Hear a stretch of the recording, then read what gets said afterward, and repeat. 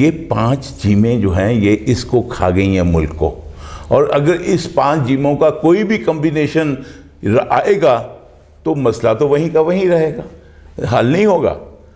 اسی طرح آپ کی جو عمر کے بچے ہیں، آپ کو ہسٹری پڑھائی نہیں گئی، آپ نے تو وہ سوشل سٹڈیز میں پڑھ لیا، ہر جرنیل نے یا ہر آدمی نے اپنی مرضی کے مطابق سوشل سٹڈیز کی کتابیں بنا لیں۔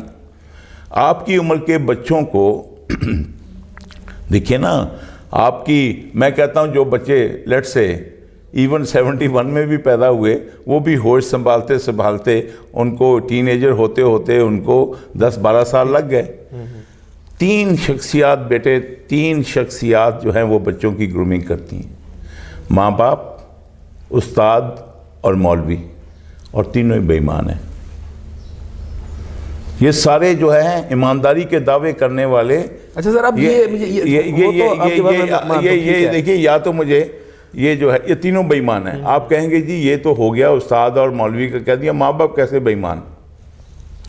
ماں باپ ایسے بے ایمان ہیں، میں اپنے بیٹے کو کہتا ہوں بیٹا یہ فیصل آباد سے تازہ گھی آیا، یہ پراٹھے کھا کے جانا، یہ خالص گھی دے رہا ہوں، اور تمہیں میں نے انگلش میڈیم میں ڈال دیا۔ وہ ماں سارے دن صفائی کرتی ہے، وہ چک نمبر 313 میں بھی اس نے پھٹا لگایا ہوا ہے، انگلش میڈیم اس میں ڈال دیا ہے۔ اور یہ لو نیا بلیک بیری لے لو، نئی گاڑی آ گئی، تمہارا ڈرائیور آ گیا ہے، تمہاری بزنس نہیں یہاں چلتی، دبئی کا ویزا لگا لو۔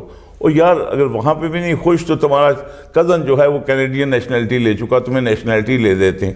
ڈڈ وی ٹیل دیم کہ پاکستان کیسے بنا، کیوں بنا، اس کی پرائرٹیز کیا ہونی چاہیے، اس کو کون لوگ کھا گئے، اس کی ہسٹری کیا ہے، اس کی اوبلیگیشن کیا ہے؟ ہم نے تو اپنے بچوں کو یہاں پڑھا یا تو باہر سیٹل کرا دیا۔ دیکھیں بیٹے، ہمارے معاشرے میں دادا جو ہے وہ پودا لگاتا تھا، پوتا اس کا پھل کھاتا تھا۔ اگر پوتے نے ٹیکسس میں رہنا ہے تو دادے کو یہاں پہ فیصل آباد میں درخت لگانے کی ضرورت کیا ہے؟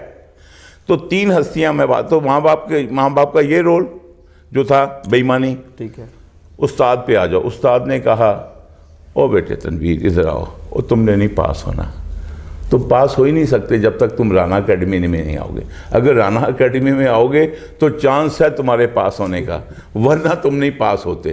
ایک رانا اکیڈمی نے، ایک بیکن ہاؤس نے، ایک LGS نے 100 گورنمنٹ کے سکول تباہ کیے ہیں۔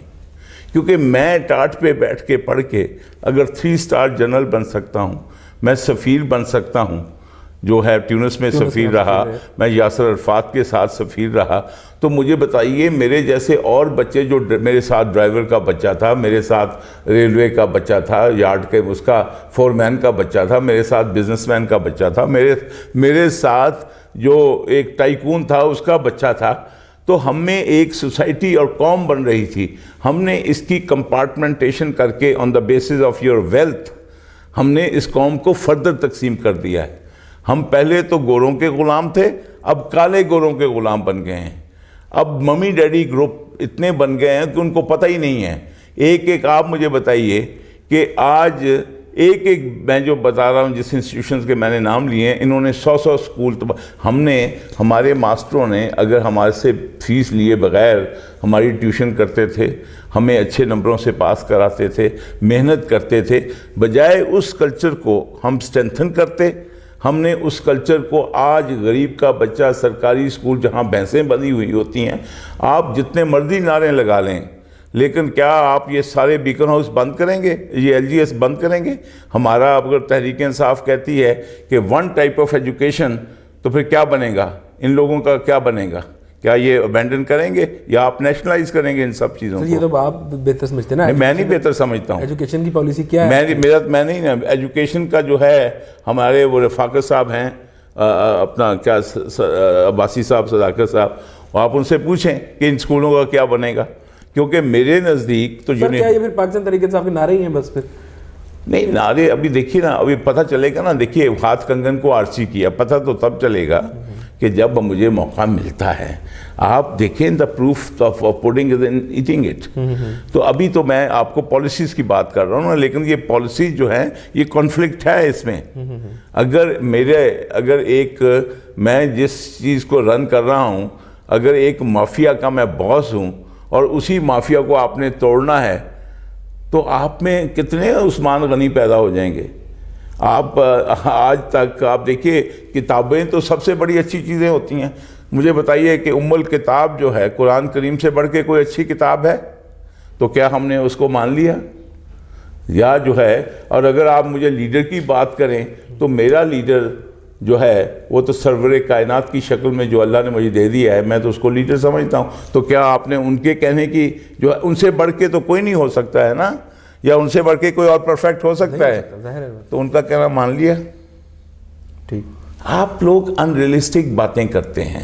دا فیکٹ از کہ اس ملک کا بیڑا غرق جو ہے یہ جو گورے تھے انہوں نے جو اپنے یہاں پہ جہاں آپ بیٹھے ہوئے ہیں لاہور میں، یہاں پہ مسلم لیگ کی ایک سیٹ نہیں تھی، اور یہاں پہ تو یہ کن کی حکومت تھی؟ سر اب میں مطلب پاکستان تحریک انصاف کے حوالے سے تھوڑی سی بات، مطلب میں جو پاکستان تحریک انصاف کا نیا یہ سیٹ اپ بن رہا ہے، نیا کلچر بن رہا ہے، نیا ایک سسٹم 30 اکتوبر کے بعد جو صورتحال ہے، اس پہ آپ مطلب کیا کہ یہ اسٹیبلشمنٹ کی کوئی ہے یا نہیں؟ میں یہ اس کو نہیں کہوں گا، کیونکہ دیکھیے اسٹیبلشمنٹ کا میں حصہ رہا ہوں. میں ڈائریکٹر جنرل نیول انٹیلیجنس رہا ہوں. ٹھیک ہے. اور میں آپ کو یہ بھی بتا دوں کہ میں جو ابھی بات کے میری عمر 70 سال ہے تقریباً، اور میں الحمدللہ میں 61 میں نیوی جوائن کی، 65 کی جنگ لڑی.